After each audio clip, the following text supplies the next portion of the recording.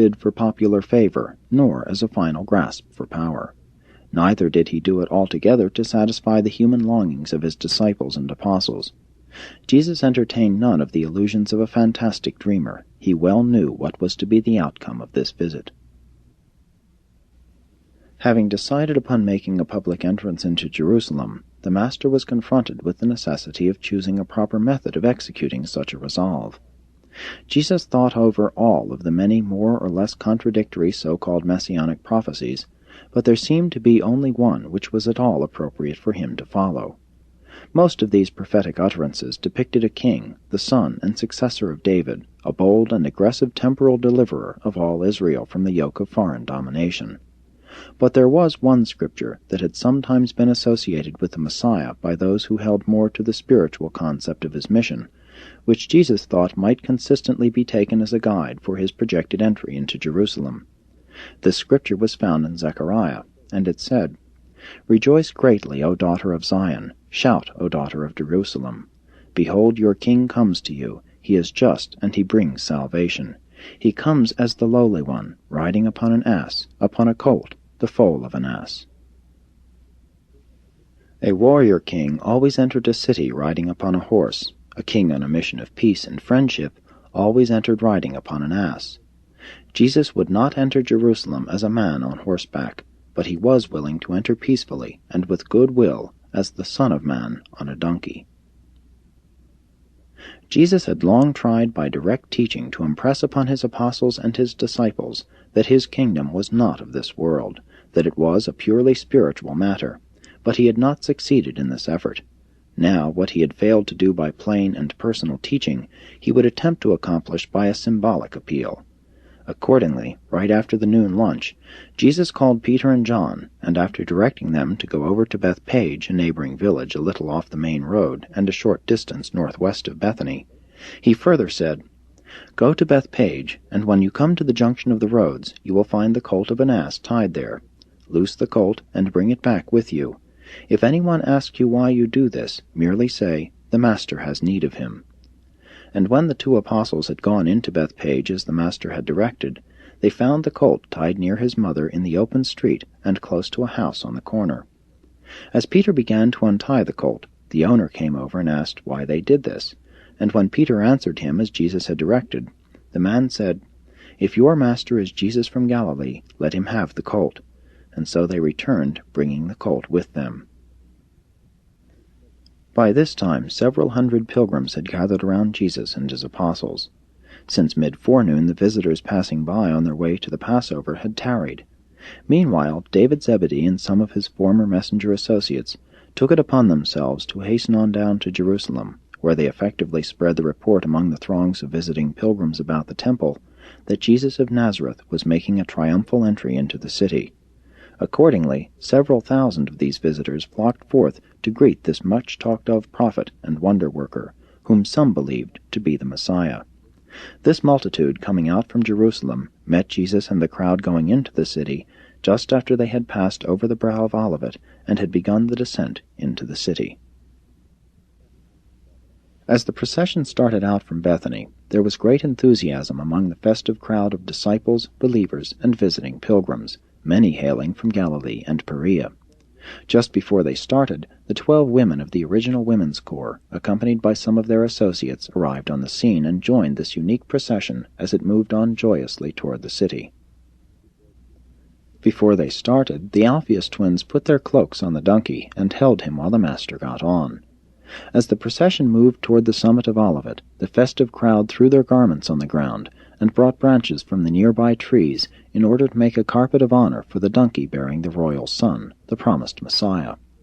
As the merry crowd moved on toward Jerusalem, they began to sing, or rather to shout in unison, the psalm, "Hosanna to the Son of David! Blessed is he who comes in the name of the Lord!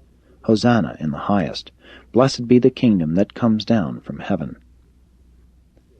Jesus was light-hearted and cheerful as they moved along until he came to the brow of Olivet, where the city and the temple towers came into full view.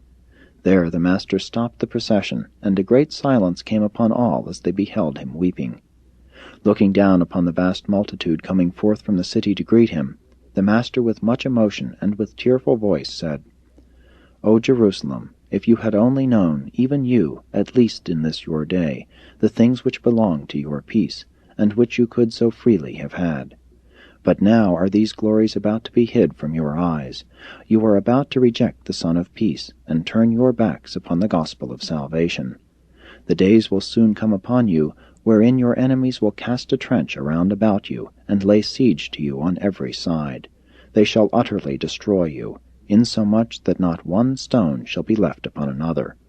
And all this shall befall you because you knew not the time of your divine visitation. You are about to reject the gift of God, and all men will reject you.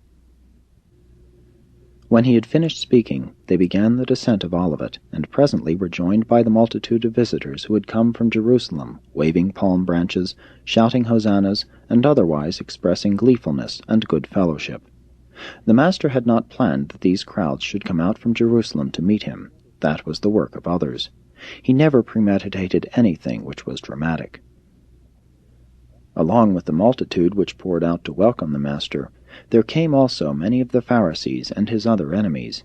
They were so much perturbed by this sudden and unexpected outburst of popular acclaim that they feared to arrest him, lest such action precipitate an open revolt of the populace. They greatly feared the attitude of the large numbers of visitors who had heard much of Jesus, and who, many of them, believed in him. As they neared Jerusalem, the crowd became more demonstrative, so much so that some of the Pharisees made their way up alongside Jesus and said, "Teacher, you should rebuke your disciples and exhort them to behave more seemly." Jesus answered, "It is only fitting that these children should welcome the Son of Peace, whom the chief priests have rejected. It would be useless to stop them, lest in their stead these stones by the roadside cry out." The Pharisees hastened on ahead of the procession to rejoin the Sanhedrin, which was then in session at the temple, and they reported to their associates, "Behold, all that we do is of no avail. We are confounded by this Galilean.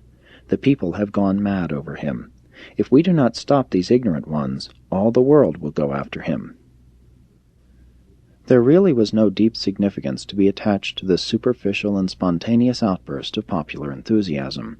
This welcome, although it was joyous and sincere, did not betoken any real or deep-seated conviction in the hearts of this festive multitude. These same crowds were equally as willing quickly to reject Jesus later on this week when the Sanhedrin once took a firm and decided stand against him, and when they became disillusioned, when they realized that Jesus was not going to establish the kingdom in accordance with their long-cherished expectations. But the whole city was mightily stirred up, insomuch that everyone asked, "Who is this man?" And the multitude answered, "This is the prophet of Galilee, Jesus of Nazareth." 4. Visiting about the temple. While the Alphaeus twins returned the donkey to its owner, Jesus and the 10 apostles detached themselves from their immediate associates and strolled about the temple, viewing the preparations for the Passover. No attempt was made to molest Jesus, as the Sanhedrin greatly feared the people, and that was, after all, one of the reasons Jesus had for allowing the multitude thus to acclaim him. The apostles little understood that this was the only human procedure which could have been effective in preventing Jesus' immediate arrest upon entering the city. The Master desired to give the inhabitants of Jerusalem, high and low, as well as the tens of thousands of Passover visitors, this one more and last chance to hear the gospel and receive, if they would, the Son of Peace. And now, as the evening drew on, and the crowds went in quest of nourishment, Jesus and his immediate followers were left alone. What a strange day it had been! The apostles were thoughtful, but speechless. Never in their years of association with Jesus had they seen such a day. For a moment they sat down by the treasury, watching the people drop in their contributions, the rich putting much in the receiving box, and all giving something in accordance with the extent of their possessions. At last there came along a poor widow, scantily attired, and they observed as she cast 2 mites, small coppers, into the trumpet. And then said Jesus, calling the attention of the apostles to the widow, "Heed well what you have just seen. This poor widow cast in more than all the others, for all these others, from their superfluity, cast in some trifle as a gift. But this poor woman, even though she is in want, gave all that she had, even her living."